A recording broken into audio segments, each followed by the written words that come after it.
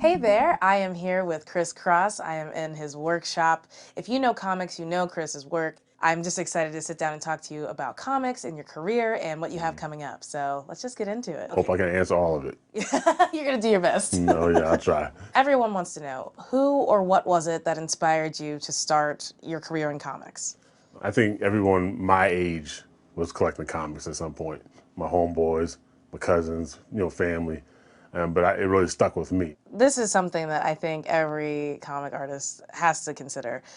Which comic book series from the past do you wish you were alive or at least old enough to have worked on? That's not fair. You want just one? You know, as many as you got. I've always wanted to do Fantastic Four. That has not happened. Boo. That's the first family right there. So there's a book that was out back in the day. It's called The Human Fly. Oh yeah.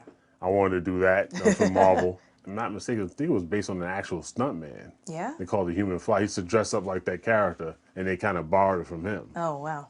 And that was during the time of Evel Knievel, Yeah. before your time. I know I'm familiar. I look 22, but yeah, exactly. We're I've been all around. 22. Yeah, exactly. Well, when you first started learning how to draw, this is just a follow-up. Is that who you were drawing? Is that how you were practicing, or was it just sort of whatever came to mind? The first real book I collected was X-Men 113, I think it was, and it just happened to be, I was in Brooklyn back in the day, so like Bed-Stuy. Yeah.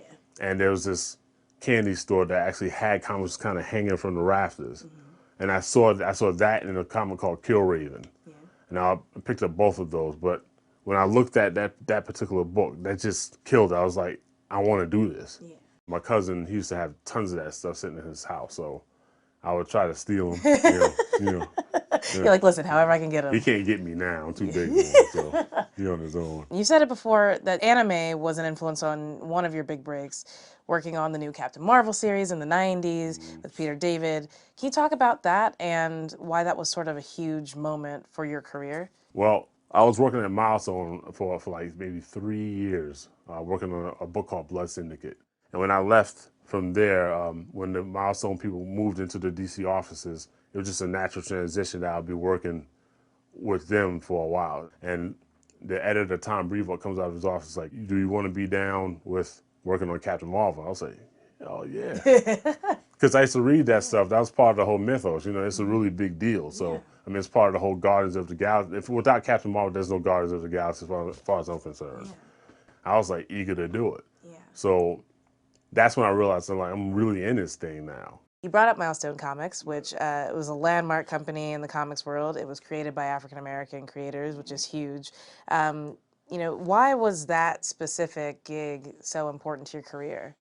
Well, it was the first real job I had. Plus, it was a big family atmosphere. Basically, right from the beginning, told me what it was going to be like being a brother in the medium, and how you have to let your art speak for you, but you don't say nothing.